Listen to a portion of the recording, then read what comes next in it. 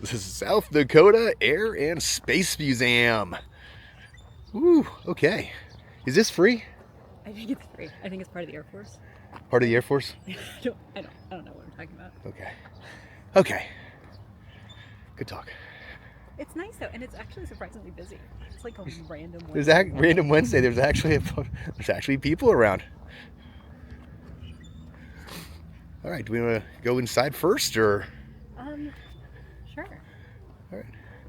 If there's an inside, I think Oh, it's there kind of. appears to be I know there's just a a lot of. door with flags and Okay, stuff. there's a lot of misinformation about like whether it was open and when it was open and whether the hangars were open. So, but I knew this would be open, so it's still. Okay. All right. Okay. So we're starting off in one of the hangars here. It appears to be the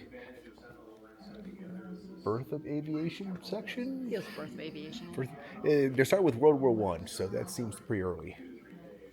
So, yeah, got a nice little wing cross section right here. Yeah, it's kind of they literally like that's wood and fabric, and let's go up in the air with this.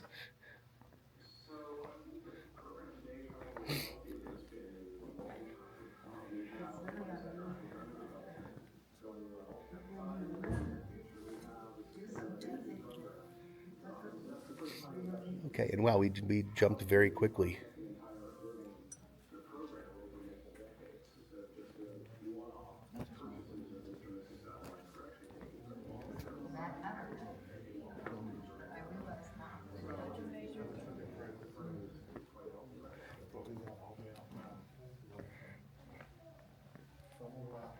Today, May 1st, 2009, I'm 92 years old, and I'm going to have one of the thrills of my lifetime. I'm going to be able to fly again. Okay.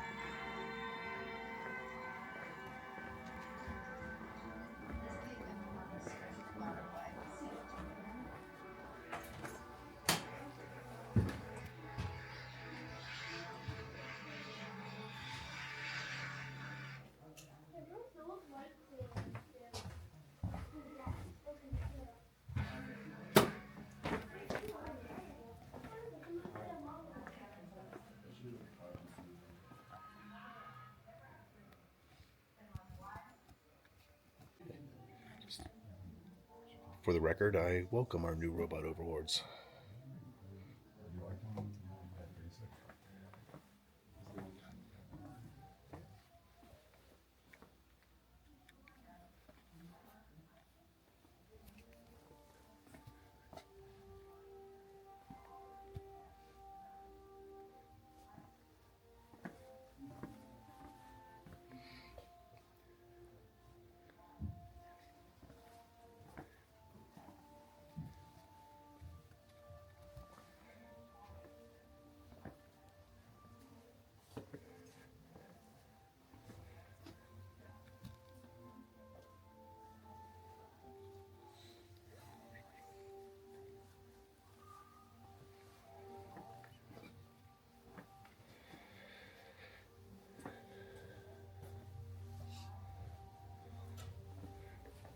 You know, we all like to tease the Air Force, but yeah, the Air Force run Chow Hall and Bagram was the best one.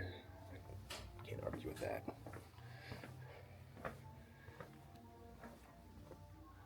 Okay, we really nailed the day here. Yeah, it's beautiful.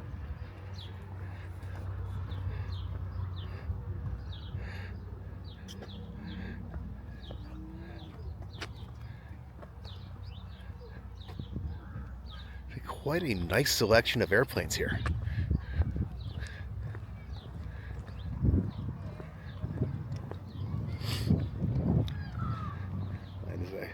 suppose it's inevitable. Oh wow, this is the actual one right here. This is was General Eisenhower's personal transport. transport plane. Wow.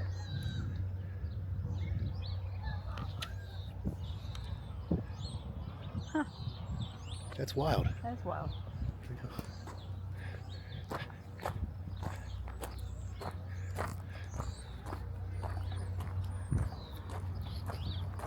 Yep, they added windows.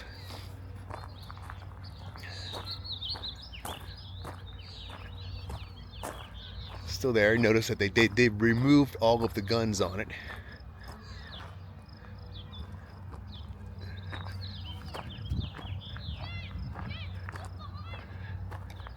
That is wild.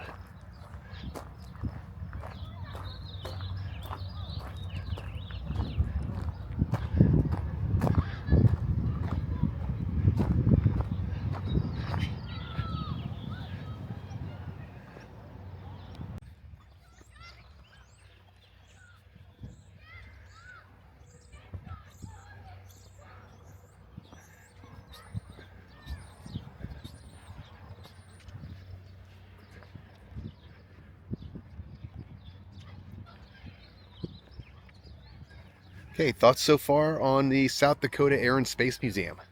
I think the outside is where the fun part is. The inside is interesting, but if it is closed when you're here, I would say still come because I think this part is open every day.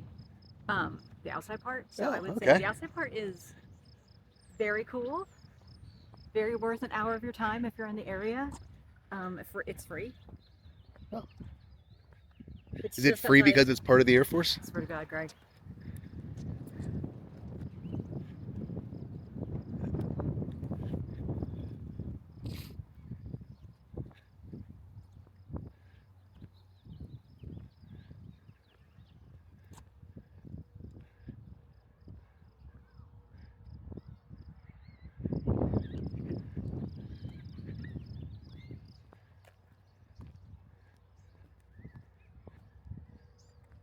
Some really cool old jets out here.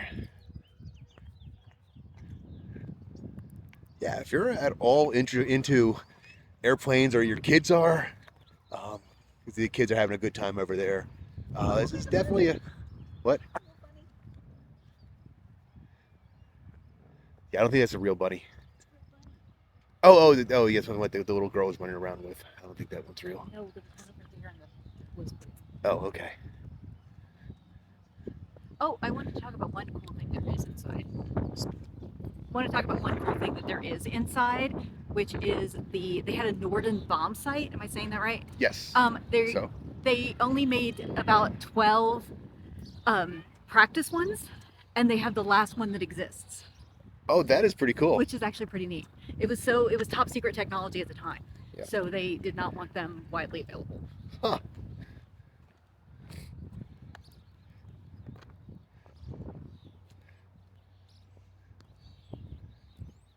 So I want to say the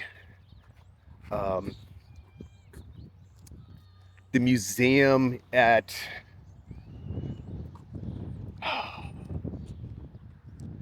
the town,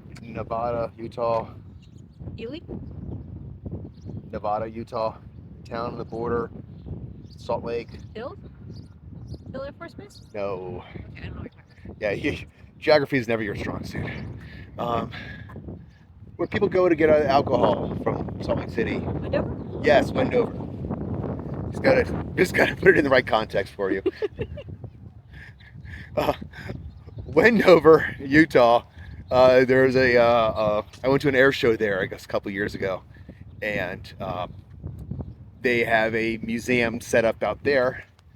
It's actually where they trained a lot of bomber pilots and bombardiers out there. Oh, that's fun. And actually, they trained the initial training for all the bombers that dropped the atomic bombs was at Wendover. And so they had a museum there, and I think they had some parts of the Norden bomb site. They may have actually had an actual one, I don't remember.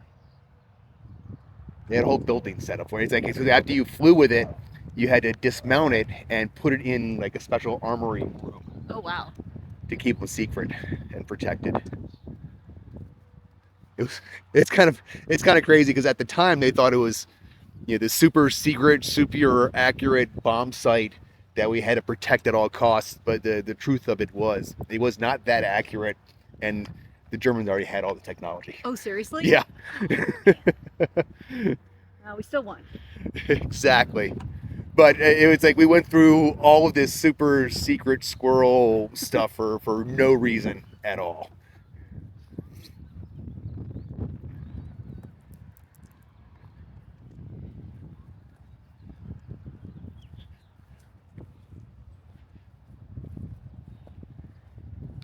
Okay, this is a B-29.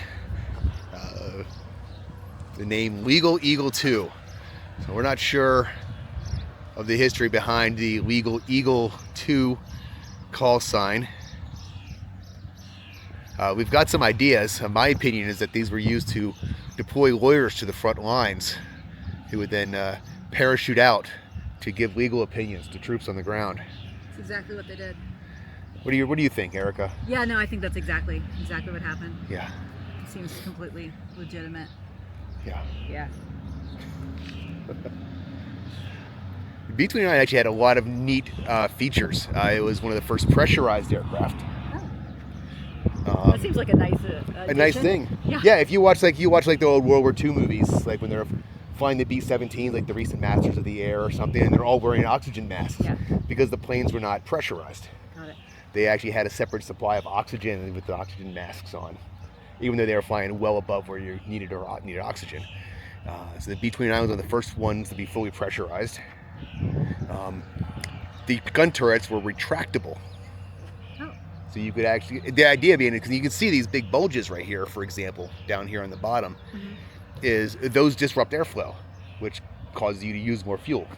So if you could retract the turrets for most of the flight, you can get a much more increased range, significant reduction in fuel use. Nice. Makes sense. And the turrets were actually, compared, if you watch again, you watch some of the old World War II movies with the B-17s, you see men are actually inside the turret. Yeah. Firing the machine guns. And in this case, on the B-29, they were all remotely operated. They actually had a separate station inside that they would operate the machine guns from. Yep. I can remember all kinds of obscure shit about a World War II bomber, but can't remember my wife's birthday. It's not true. No, it's true though. I can never remember what year. That's okay. As long as I remember the day, that's what's really important. That's what's important. You know, I mean, let's be honest. We can forget the year. It's not even important anymore. The B-52 right here. This is designed and built, I want to say, in the 50s. We'll confirm that here in a minute. But it is, with upgraded models, it is literally still flying today. Still in active service. I remember reading a news article lately where you had a pilot whose father had been a B-52 pilot, and they literally flew the same plane. The same plane, even? They are able to, Not because the same model, but like the exact same plane. That is crazy. They, by serial number, they confirmed it was the exact same plane. That is. And that, you didn't. You don't have an assigned plane. You kind of fly the plane that's available. Yeah. But at one point they actually did fly the same plane. That's a lot.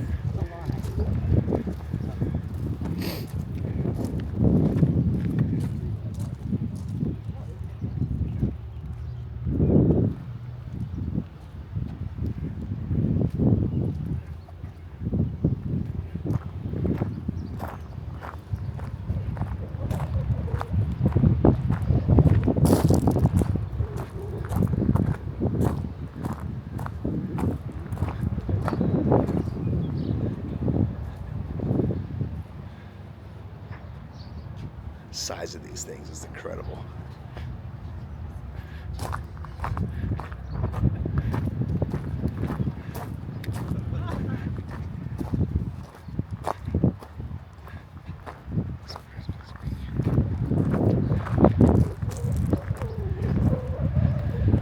So this Christmas, if you gift your gift one of your children a B-52, just understand that it is a lifetime commitment of care and maintenance, and it's not a gift to be given easily or lightly. Those are giant planes.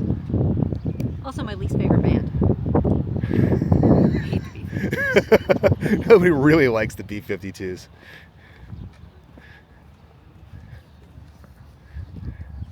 Love Shack, I swear to baby, God. love Shack.